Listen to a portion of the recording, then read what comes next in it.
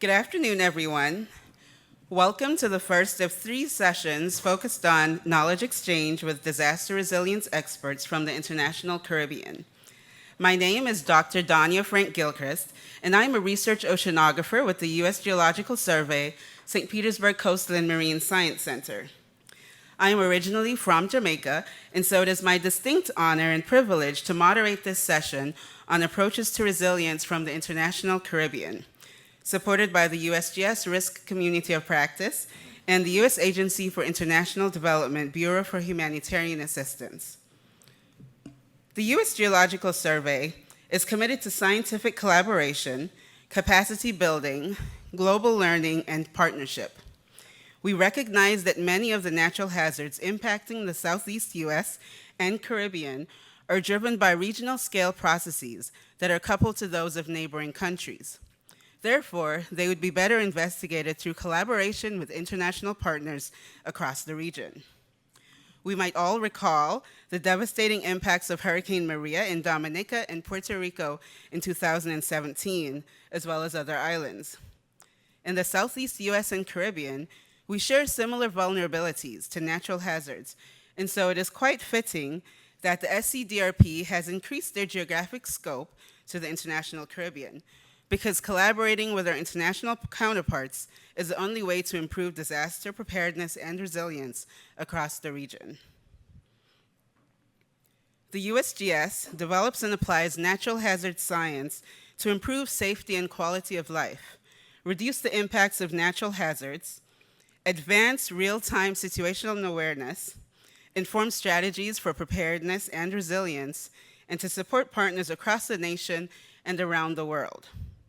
Our scientists investigate a wide range of natural hazards and resources, including coastal and marine, earthquakes, fresh water, and ecosystems, among others.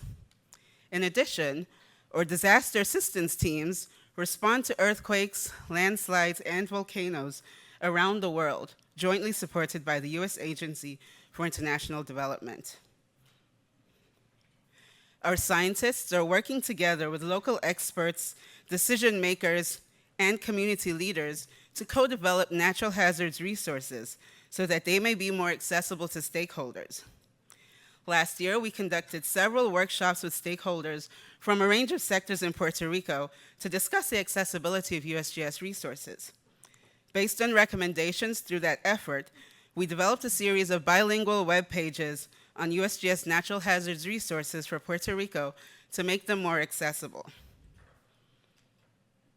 Through the support of the USAID, we have expanded our stakeholder engagement efforts to connect with local natural hazards experts in the international Caribbean. We aim to identify their primary hazards of concern, learn about various mitigation efforts, share relevant USGS resources, determine areas of overlapping interest, and discuss the potential for collaborations. So far, we have identified USGS natural hazards projects in 12 Caribbean countries. We are now in the process of categorizing those resources and building a database that will make the information more accessible to our partners. I would like to encourage you to stop by our sponsorship table to connect with us and learn more. Before we hear from our esteemed panelists this afternoon, I would like to invite representatives from the U.S. Department of State, who are co-sponsors for this session, to share a few remarks. Thank you.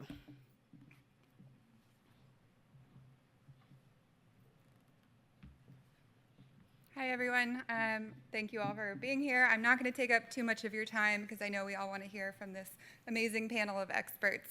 My name is Bridget Moore. I'm with the Office of Global Change, a relatively recent addition to the Office of Global Change in the U.S. Department of State. I do want to tell you a little bit about the overarching way the federal government is approaching adaptation. So President Biden has put the climate crisis back at the center of the U.S. foreign policy. And in recognizing the importance of adaptation and that adaptation can save both lives and livelihoods, he launched the Emergency Plan for Adaptation and Resilience, known as PREPARE, to help more than 500 million people adapt to and manage the impacts of climate change by 2030. So PREPARE is the cornerstone of U.S. foreign policy response to address the increasingly devastating impacts of the global climate crisis, improve the ability of vulnerable communities around the world to confront them, and as a result, bolster regional stability and national security. The PREPARE Action Plan was released last September, and it has 3 key areas. The first and foremost, is the plan recognizes that knowledge is power. The United States will support efforts to deepen global understanding of climate risks, vulnerabilities, and adaptation solutions while supporting expanded development, innovation, and delivery of climate information services, decision support tools, and early warning systems. Second, we will work with our partners to mainstream climate adaptation practices into national and local programs, policies, and budgets, with a focus on supporting locally led and inclusive adaptation. Third, we will help unlock finance to support national, subnational, and local climate adaptation action. This session and this conference in general is a really great example of what we're trying to do under PREPARE's first pillar, about how knowledge is power. Our office is so pleased to have so many participants here from various Caribbean islands to enhance the knowledge exchange of this year's conference. We know that each of these partners is important to realizing advances in climate adaptation strategies, disaster recovery best practices, risk reduction approaches, and climate resilient efforts. So one last thing before I turn it back over to the panel. I think we have a couple of students here, and I would like to invite any students who are here tomorrow morning, if you're interested in learning more about U.S. State Department's climate change work, to meet with my colleague and I. From 9 to 9:30, we'll be in the lobby. And so if you'd like to learn about opportunities in our work, meet us there then. So that's all I'll take your time from this amazing panel. Thank you very much.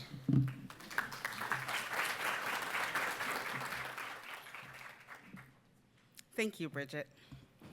This year, the SCDRP has placed a special emphasis on exchange with esteemed international Caribbean partners so that we can all learn from their perspectives and experiences. Through these sessions, expertise and experience will be shared in order to build a broader understanding of climate adaptation strategies, disaster recovery best practices, risk reduction approaches, and climate resilience efforts. In the interest of time, I highly encourage you to read the detailed bios of our distinguished panelists in the program handbook. And I would now like to invite to the podium our first panelist, Mrs. Gayle Moncur, Deputy Director of the National Emergency Management Agency of the Bahamas.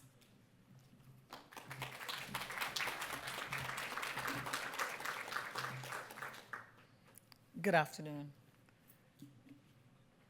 Put it up. Okay.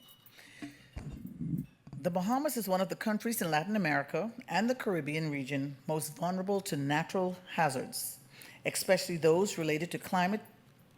According to the International Disaster Database, the Bahamas has experienced 14 major disasters, mainly hurricanes in the last 20 years. Direct damages to public infrastructure and housing amounting to over $6.7 billion US. When you look at the background and the history of NEMA, or within the Bahamas, we've always had a hurricane death since the early 1970s. The need to have a permanent structure to better prepare and to manage storms became very apparent following the impact of Hurricane Andrew and Floyd in 92 and 99. Approach to disasters broadened to a multi-hazard approach. Thus, the National Emergency Management Agency was named in 2004 and established in law as a department of government with the passage of the Disaster Preparedness and Response Act in February 2006. The natural hazards and resilience priorities. Disasters, namely those caused by climate-related hazards, have become more frequent in years. These include Hurricane Joaquin in 2015, which caused $104.8 million US. Hurricane Matthew, 2016, which caused $438.6 million US, and Irma in 2017, which is $200 million US. Most recently, Hurricane Dorian in 2019 was a Cat 5 hurricane, the most powerful hurricane on record to make landfall. This hurricane caused 67 deaths, approximately 282 persons missing, and more than 2,000 persons who had to be evacuated. With that, we have $2.5 billion in direct damages to infrastructure and housing, $900 million in direct losses and emergency response costs, which caused Marsh Harbor, Abaco, and East End, Grand Bahama, which were the 2 islands that were devastated and impacted, were nearly destroyed. Hurricanes of this magnitude were calculated to occur once every 50 to 100 years, as was talked about in the past panel, but now we are estimated to occur every 25 years. The economic damage caused by climate-related hazards in the Bahamas as a percentage of GDP is higher than in other countries in the Caribbean region. Sorry. When we look at our challenges and major opportunities here, the Disaster Risk Reduction Act of 2022, we see that, as we said before, the Bahamas experienced 14 major disasters, mainly hurricanes, in the last 20 years. And compared with the other disaster-rich risk management components, the Bahamas has a rather robust governance framework for disaster preparedness, at least in matters related to coordination and articulation of policy.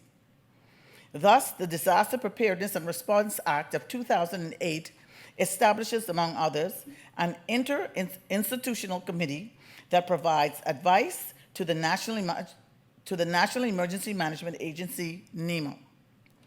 The formulation of the National Disaster Preparedness and Response Plan and of official protocols for emergencies, and the testing of protocols through drills and simulation.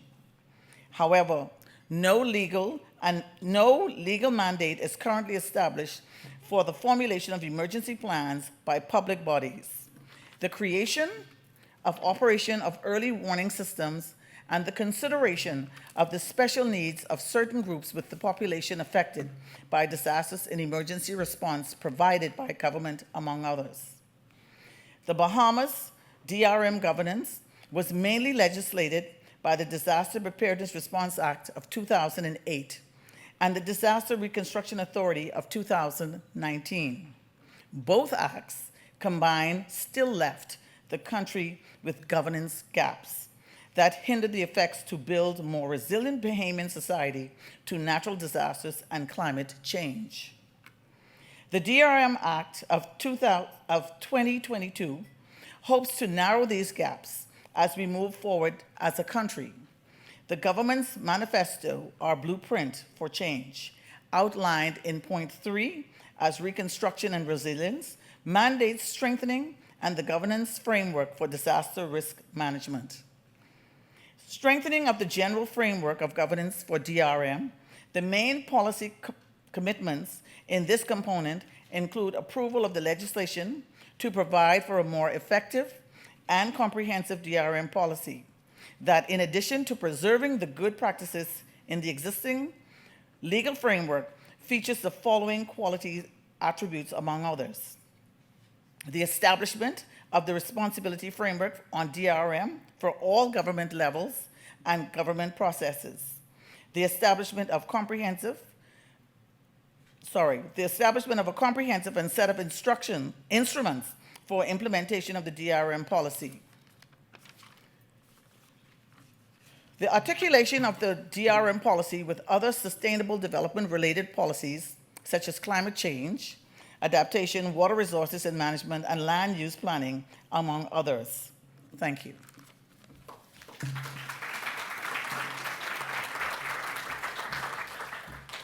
Thank you.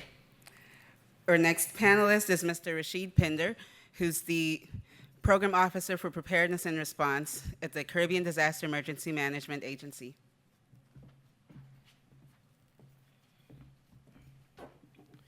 Good afternoon.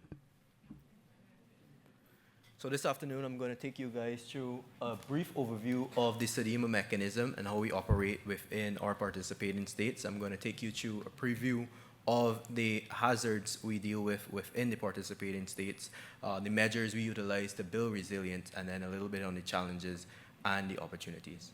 So CDEMA, who we are. CDEMA is the Caribbean Disaster Emergency Management Agency, which is an intergovernmental agency by the Caribbean community for the Caribbean community.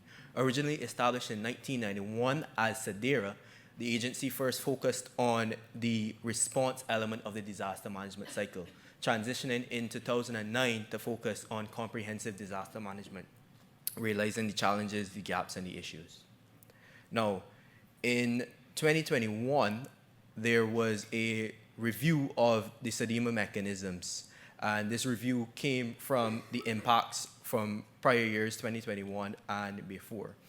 This preview was to identify gaps, challenges, and areas where there may be of future concerns. From this, the new CDEMA 2022 to 2027 strategic plan emerged. This plan has a vision for the agency to be the leading comprehensive disaster management expert, supporting sustainable development and fostering a culture of safety and resilience in the Caribbean community. A mission to lead and empower participating states to address all aspects of the comprehensive disaster management in an increasingly challenging environment. A number of core values and a number of strategic objectives, including to accelerate the development of CDM capacities within the participating states, building the next level regional response mechanism, accelerating the recovery program, and positioning CDEMA to deliver now and in the future. Now, I'm going to give you an overview of the regional multi-hazard context we face. Now, for this, I want you to keep your eyes on the screen and travel to the Caribbean with me today. Now, this is a representation of what we experienced within 2021. April 2021, we had the explosive volcanic eruption within St. Vincent and the Grenadines. While dealing with this and responding to this event, within just May-June 2021, we had significant flooding due to prolonged rainfall within Guyana. Shortly after that, we had the 7.2 magnitude earthquake within Haiti in August 2021. Right after that, in September 2021, there was the impacts of Hurricane Elsa across Barbados, noting that Barbados was heavily impacted by the volcanic eruption as well, as a lot of the ash flowed eastward, and this caused a tremendous impacts to Barbados, all while still dealing with drought. So imagine all of these going on and then still responding to the drought impacts. And then, of course, the COVID-19 pandemic. So, of course, we focus on the hydrometeorological hazards, but the 2021 season was testimony that there are a plethora of hazards which are impacted by the climate context and varying other variables. And then these hazards, they have a number of cascading effects we've been observing within the region. So we're observing a case now where within any given year, we are being impacted by multiple hazards, and then sometimes one island being impacted by multiple hazards in itself. I'll give you an example again of Haiti across 2021. Not only did they have the 7.2 magnitude earthquake in August, but shortly after they were hit by a tropical depression, I believe it was Fred, and then right after that, heavy rainfall, and then that was in the midst of their political situation. So a number of hazards happening within the region. But what are we doing as an agency? In terms of the CDEMA Resilient Framework, we're looking at social protection for the marginal and the most vulnerable, enhancing the economic opportunities, safeguarding infrastructure, environmental protection, operational readiness, and recovery, governed by a number of cross-cutting themes. I mean, you can see them here on the screen, but including capacity building, gender inclusivity, effective governance, etc. Now, as it speaks to the challenges and opportunities, because of course, across this time, there were a number of challenges across the response and building the readiness of the participating states. These spanned across limited human resources, the lack of sustainability of the projects, whether that was preparedness or recovery projects, financing. But of course, there were a number of opportunities as well. Stronger partnerships and coordinations were developed. For the COVID-19 pandemic, we established the COVID-19 Logistics Hub. There was greater stakeholder engagements, definitely greater engagements with the UN agencies and the UN systems, particularly WFP, UNDP, and of course there were a number of avenues for growth. In the interest of time, I kept it short, but of course, should you have any questions, queries, follow-up, you can find me afterward. Thank you. Thank you so much for sharing that perspective. Our next panelist is Mr. Jeremy Collymore. He's a disaster risk management and resilience specialist, honorary research fellow at the Institute for Sustainable Development at the University of the West Indies. Mr. Collymore is also the former executive director for the Caribbean Disaster Emergency Management Agency. Thank you.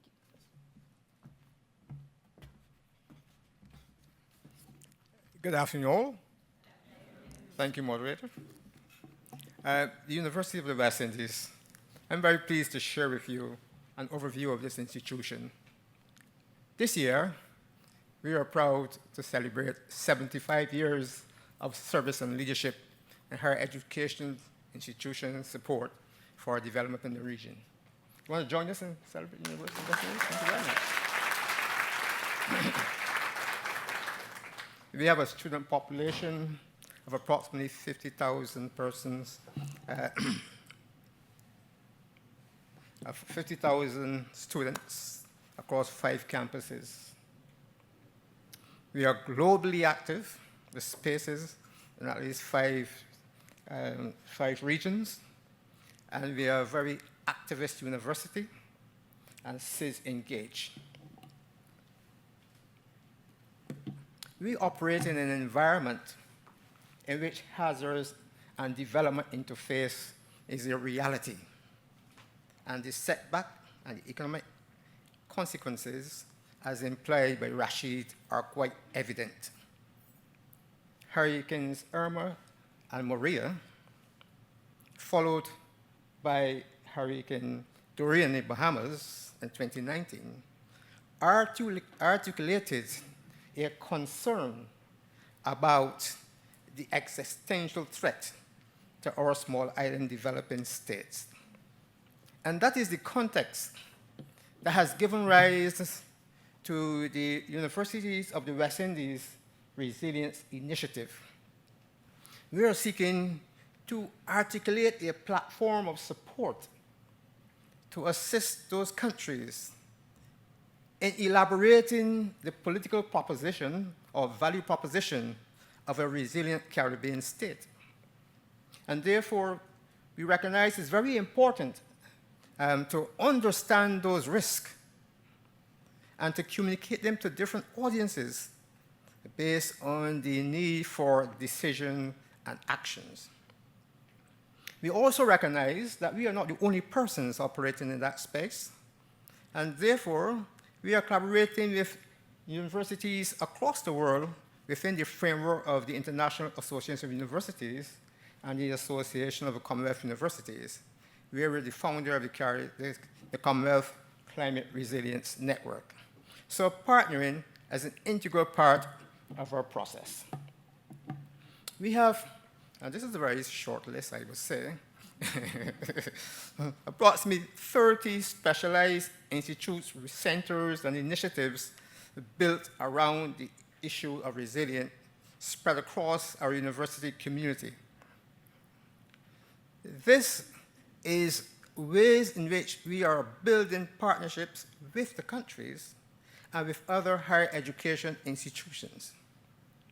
And if you look at the subject matters, you will realize that continuously we have engaged in initiatives to address the emerging changes and issues in our development space.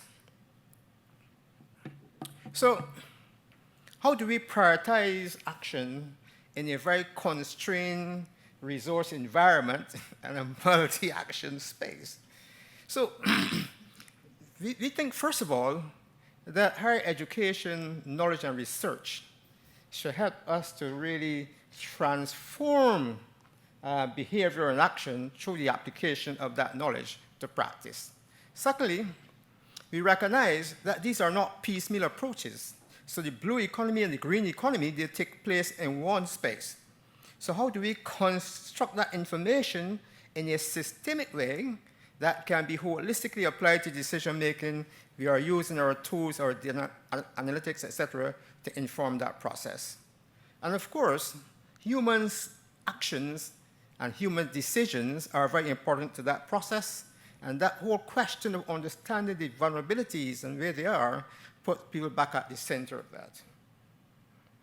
We talked this morning about community engagement, and we are willing to really partner with entities in localizing the initiative through collaboratives between universities, development partners, and financiers, right in the spaces where these risks are experienced, the devastation and losses are felt. Thank you very much.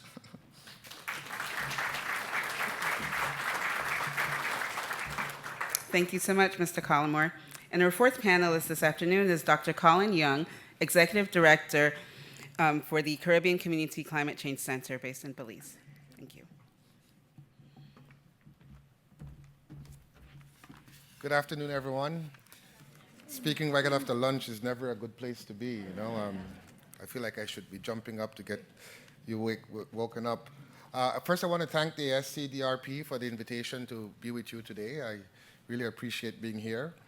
The 5 Cs, very easy to remember, but long-winded to say, Caribbean Community Climate Change Center, was set up in 2002 by an intergovernmental agreement among 15 CARICOM member states to coordinate the region's response to climate change. And we've been doing that since 2004. The headquarters of the center is in Belize. And we recently went through a strategic planning process. You can see our mission on the screen. What we do really is to assist the member countries to provide data for evidence-based decision making, and then to help them access financial resources to undertake both mitigation and adaptation interventions within the Caribbean. We have 3 core services that we provide to our member states. The first one is data and very relevant evidence-based data that allows us to pursue development resilient to climate change.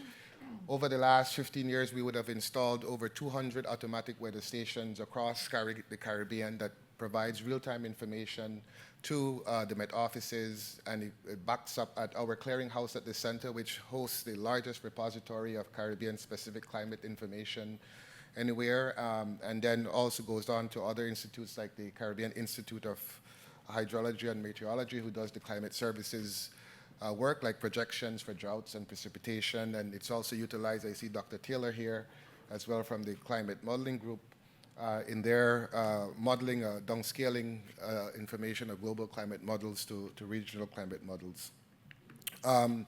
We also help the countries, as I said, mobilize resources. To date, we've accessed and invested over $300 million across 15 CARICOM member states to build resilience. And we play a very important role in the international climate change negotiations. We write all of the technical briefs for the heads of states and CARICOM climate change ministers. We bring negotiators together. We train negotiators to negotiate in the climate change conventions. And we help to shape what those priorities are. We are led by what we call a regional framework for achieving development resilient to climate change. You can see these priorities on the screen. These are not the 5 Cs. These are the ones that are articulated by the 15 CARICOM member states. And so we would help them to access resources to implement these priorities that you see.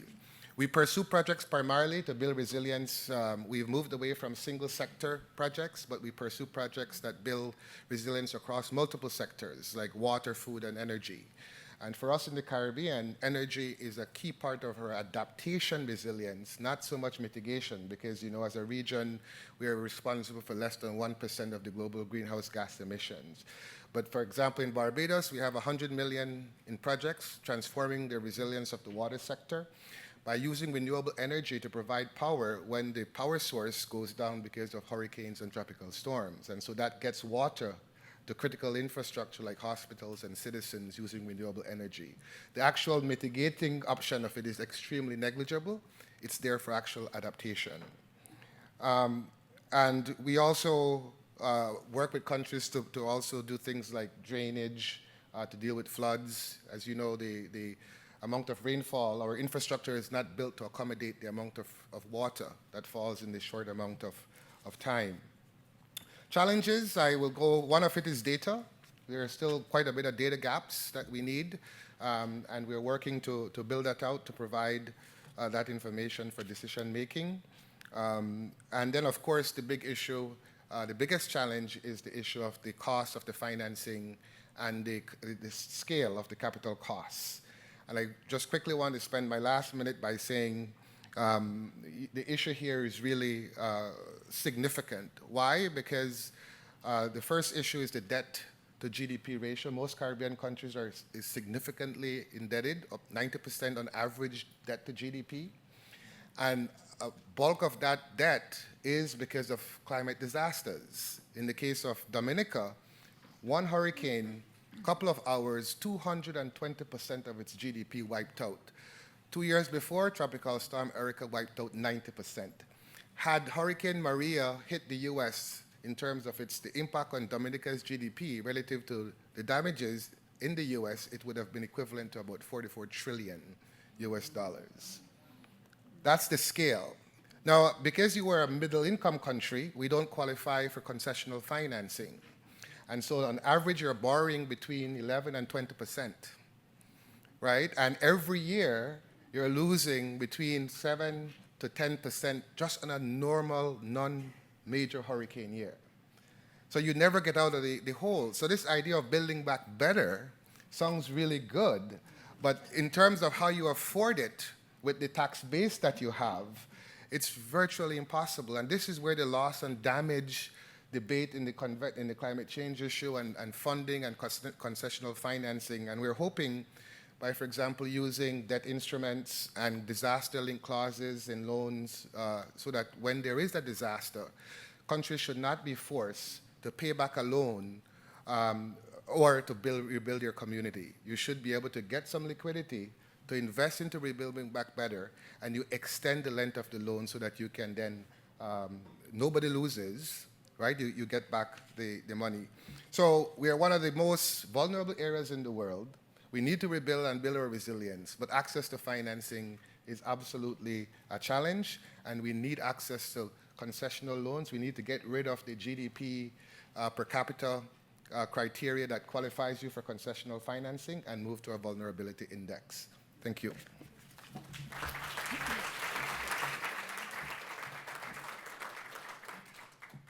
Thank you so much, Dr. Young. All right. We will start our panel discussion with a question to each panelist. Would each of you please share what are the top multi-hazard or climate change concerns across the Greater Caribbean region? I'll start with Mrs. Gayle Moncur. For us, that would be, of course, hurricanes. And we would also have surge, sea surge, when it comes down to that, yes.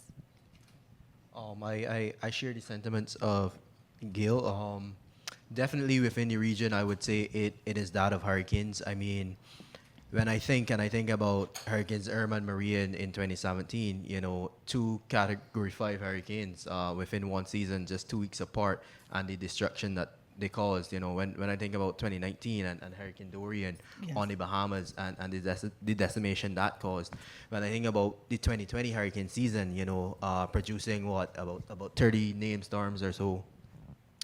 Extending the Greek naming convention, you know, being one of the most active seasons on record, having like 13 hurricanes, 6 of them being major hurricanes, Eta and Iota in there, which caused great impact across the Americas and Belize, significant flooding. When we think about Barbados and Hurricane Elsa in 2021, that was the first hurricane impact since 1955. So when I think about myself, you know, I wasn't around in 1955, so that was the first major impact that I had experienced. And then my community, you know, was out of telecommunications, was out of water, electricity for like about 10, 12 days, you know. So there were a number of associated impacts there, a number of psychosocial impacts. I remember speaking to some colleagues, and they were like, you know, you haven't experienced that, and it's like, you know, the water's off, you didn't prepare adequately enough because you thought, okay, category 1, and you're hearing category 1's passing here or there, but then definitely just that category 1, how that impacted us. So I would say the most concern is that of the more intense and frequent hurricanes. Yeah. Thank you. Yeah, I would I would want to suggest that at the core of all of that is a better understanding of the hazards and the society and economy interface. My friend Colin spoke about the whole question of the disaster risk financing, which really is a reflection of the need for a better understanding of the hazards, the impact on society, and the process of monetization. And that will give us a better space to engage in a very concrete way in the loss and damage conversations. And really then allow us to make some very concerted conversations about prioritization. I think we have started a lot of this, but it's very disconnected and piecemeal, really driven by individual research, whether as an entity or as an institutional. So I would say to many of you who are engaged here, who want to operate in that space, this is an opportunity to frame a partnership with the University of the West Indies, or other things. We have a coordinated mechanism. And the university has just established the Global Institute for Climate Smart and Resilient Development to provide that benchmark for engagement of partners of all kinds. Thank you. Yes, I think that's definitely one of the values of a meeting such as this one. So, thank you. Dr. Young? I won't repeat what was said in terms of the hurricane, so I'll focus on the slow onset events in terms of drought and sea level rise that is causing massive coastal erosion across the region, threatening essential coastal infrastructure. You know, parts of the Caribbean have a disproportionately high increase in sea level. Most of the Caribbean is coastal. You know, I heard people talking about when there's a hurricane coming to Florida or elsewhere, you can move onto either side of the panhandle or out of the panhandle completely. Well, when a Hurricane Maria or Irma is staring down Dominica or the Bahamas, where are you going to go? There's only so much you can drive before you have to have a submarine vehicle to get out, right? But it's the issue of the scale. So that is key. And the last point I want to make is that the frequency and intensity of the disasters are overwhelming the entirety of our infrastructure because they're happening so quickly and they're happening so intensely that our drains they're not deep enough and wide enough to move the water. Our electricity grids are not able to tolerate the extra heat and all of this stuff. So when you have all of those hazards happening roughly in parallel or sequentially, that is the challenge. So we know about hurricanes, but the fact that they're happening all at the same time or relatively close to each other, it's overwhelming our ability to respond. Right, there's no time to recover. I was really impressed by Mr. Pinder's demonstration of all the different hazards that impacted the Caribbean in that 1 year. So quite a mammoth task. Our next question is to Mrs. Moncur. We'll shift to a slightly more positive note. Would you please share a success story from the Bahamas regarding hazard vulnerability, adaptation, or mitigation? When we look at the success stories, basically you have to think of the Bahamas as being vulnerable, the whole of the Bahamas, because we are an island nation. And when you look at the amount of hurricanes that would have actually hit us during the years, we look at the success stories in terms of what we do. So we have invested in doing the Coastal Zone Management Project, where we've tried to improve the coastal areas.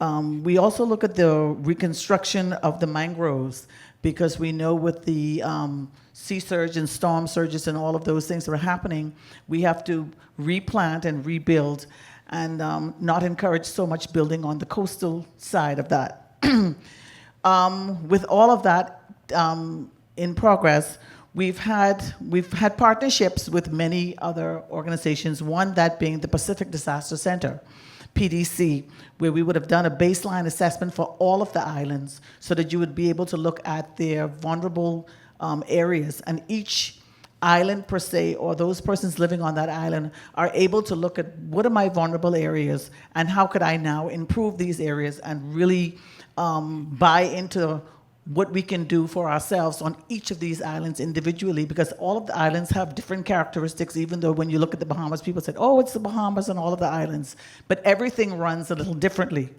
And so out of that, we are also doing a training known as the disaster aware training, so that we can use this and implement and get more information with information sharing. Because information sharing is very critical, and it's one of these things that people tend to hold back on when you look at information and that type of data that you want to give out. Also, we have looked at the building codes, strengthening the building codes. We do have strong building codes, but however, you still have people who slip through the cracks where they don't stick with the building codes. Because when you look at Hurricane Dorian, when it in Grand Bahama and Abaco, it was not so much the strength of the building, but more in terms of when you have your surges with the water coming through and being able to knock down those buildings and being able to withstand the force of water when you consider that.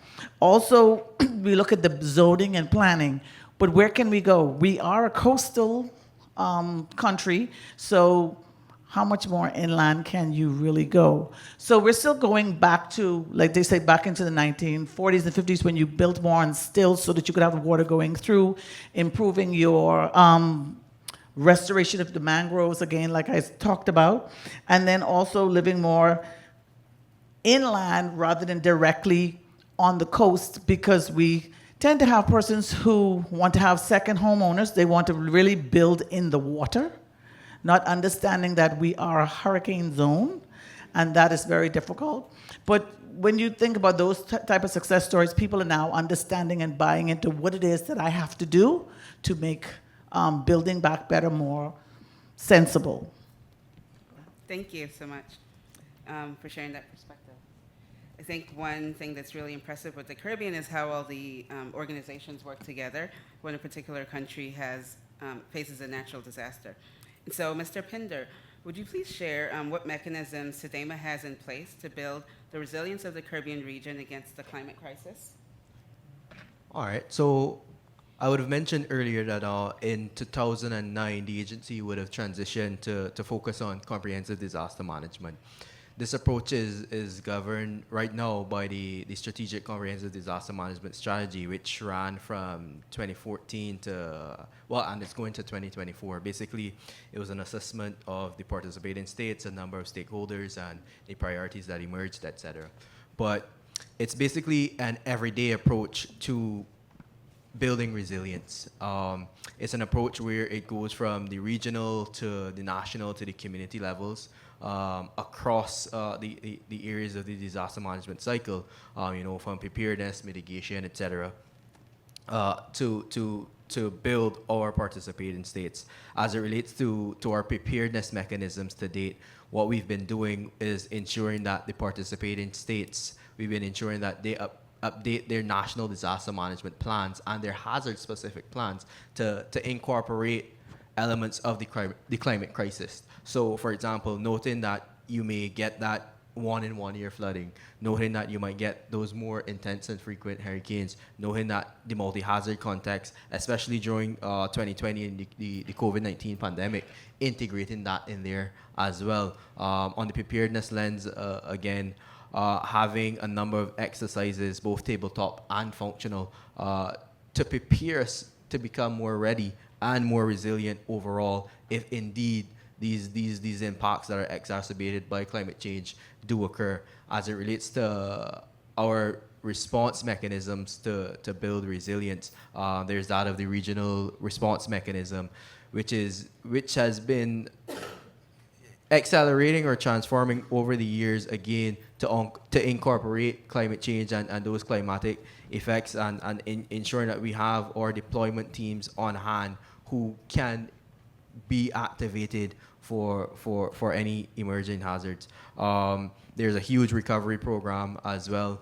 And then as it relates to the community level, I'll just say one thing on the community level.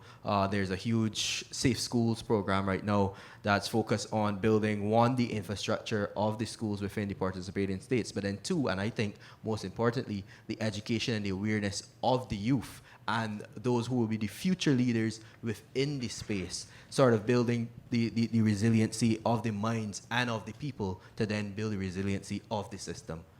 Absolutely. That is the perfect segue to my next question. I think partnership across sectors has been a recurring theme today. And so, Mr. Collymore, what do you see as the role of higher education institutions in disaster recovery and resilience? Well, first, let me set the context of HEIs in small and developing states. In many cases, this or these are the largest reservoir of technical expertise in a single space. So if I say that, I think one of the first things that the institutions themselves must be doing to facilitate whatever role they have is to really embrace the idea of a resilient institution, where the issue of risk planning is really integrated into the management, the teaching, and the operational services. This is really like teach by doing. So I will set that as a very important context. And because we believe so strongly in that, we have collaborated with the Association of Commonwealth Universities to really draft a model framework for continuity to continuity operations within higher education institutions. And we are using that model to also work through with sectors like in tourism. So we are doing it for ourselves, and we are trying to promote that. Secondly, I think that not what we do, but what we need to do better. And given the nature of the hazards and the change in environment, it means we have to redesign our knowledge products and the capacity development. I'd be so bold as to say, we may even have to re-articulate our certification programs, you know, and how people earn their degrees through practice in spaces and that kind of thing, and how our professors are assessed to allow them for their rigorous involvement in this research to practice application be considered for promotion. Mm-hmm. Right? In the meantime, we are doing real things like helping the Bahamas articulate its recovery policy and strategy. It's the first country in the Caribbean to do that, led by the University of West Indies team. We are working with the government of Dominica to really kind of give what we call hazard-related matrix, meet the matrix that they have established for their national development resilience strategy.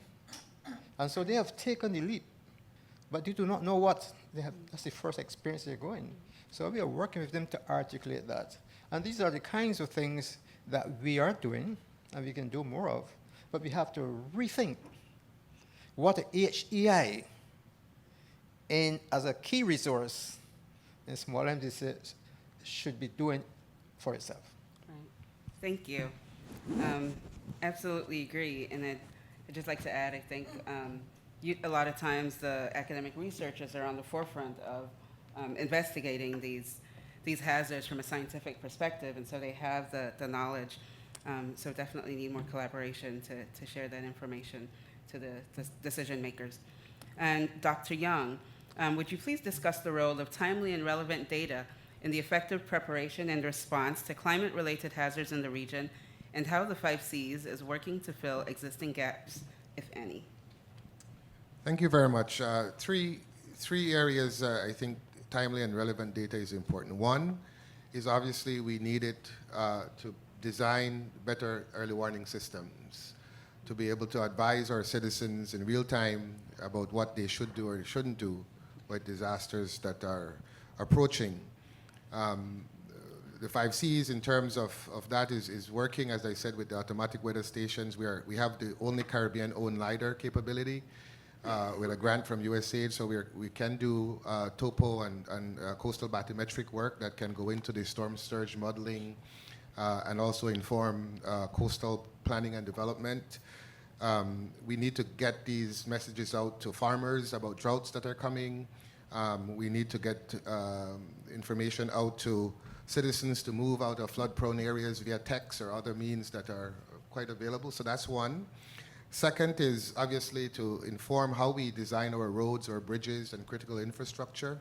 We went to a wastewater treatment plant in Virginia Keys, and you could see how they're incorporating the knowledge about storm surge and based both on historical data and future data projections.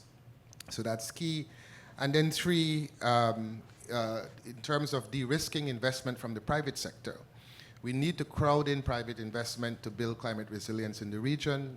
To do that has been very difficult. One, because the private sector, they don't know the risk, and because they don't know all the risks, the expected rate of returns or the interest are extremely expensive. And so if we have data that allows them to manage the risks, then lending rates and ROIs would decrease.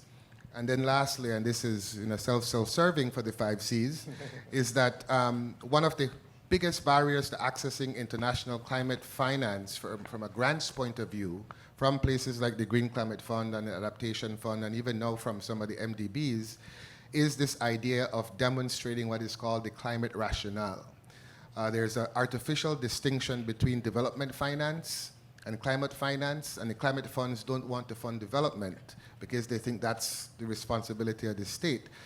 For small island developing states, they're almost one and the same. But whatever it is that you're applying for money for, you have to be able to have the data to demonstrate that the problem you're trying to fix is in fact caused by climate change, and that the interventions you're going to propose is going to outlast some future state in terms of the projections.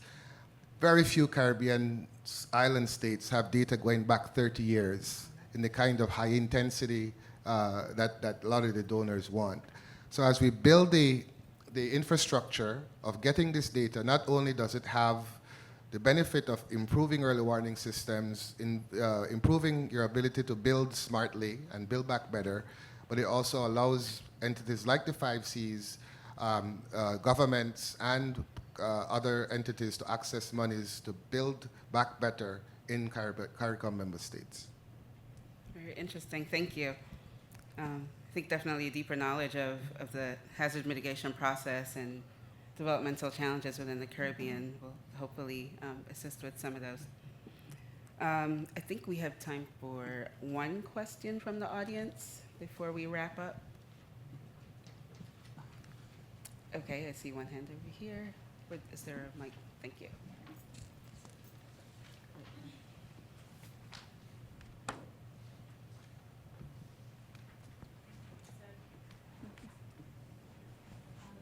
There was a lot of discussion about warming temperatures with respect to the intensity and frequency of storms, and Mr. Pinder and Dr.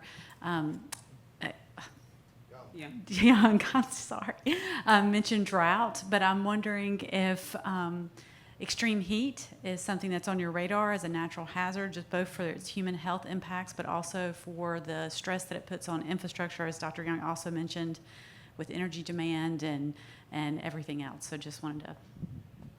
Thank you. Would anyone like to speak to that? I mean, from what we're seeing is we have some projects in the Bahamas and Trinidad and I believe St. Lucia that is looking at the relationship between climate change and health.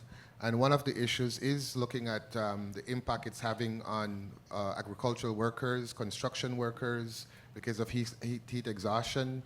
Our houses in the Caribbean are generally built for natural ventilation, but now the temperatures are increasing, and when you look at the projections, and Dr. Taylor is here, will tell you that the projections are going to get even worse.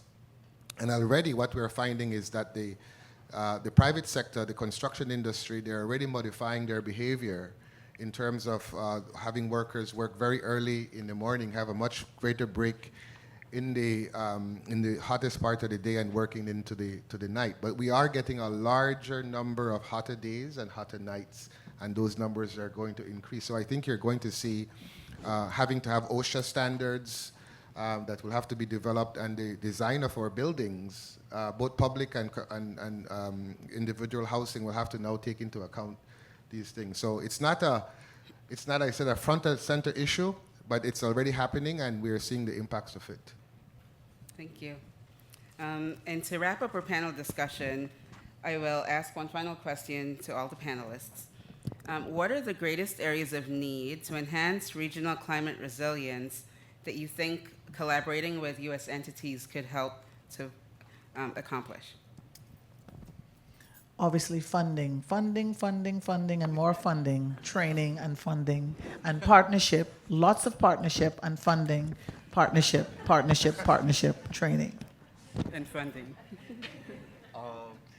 Yeah, so funding.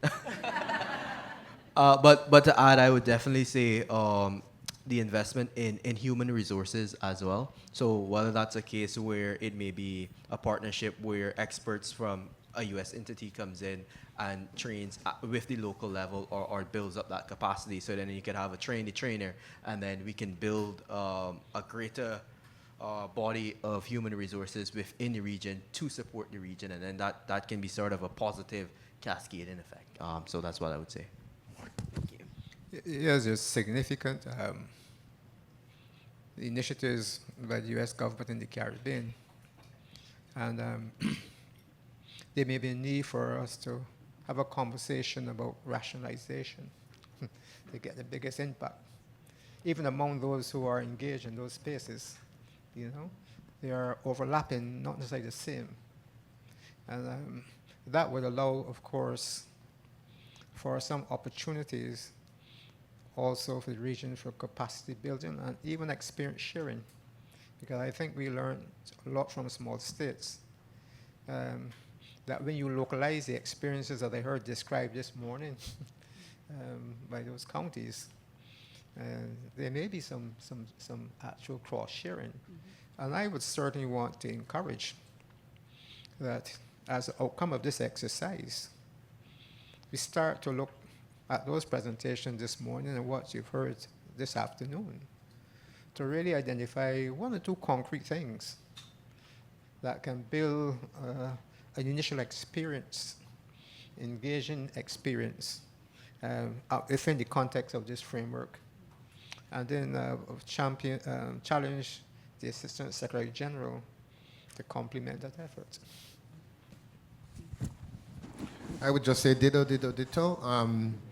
But also the issue of data. I think the 5Cs has worked. We had a MOU with NOAA, and we can work with other technical agencies in terms of closing the information data gaps that exist.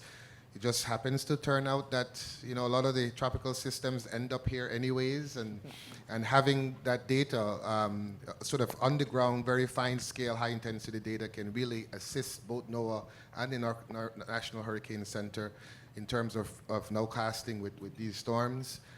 So that's not completely altruistic, but also in a sense the sharing. There's a lot of real good solutions that are happening in the region, both nature-based solutions, both in terms of that came out of just sheer necessity in terms of dealing with a barrage of natural disasters that has hit the region, and there's this ability to share lessons learned between these agencies and the Caribbean.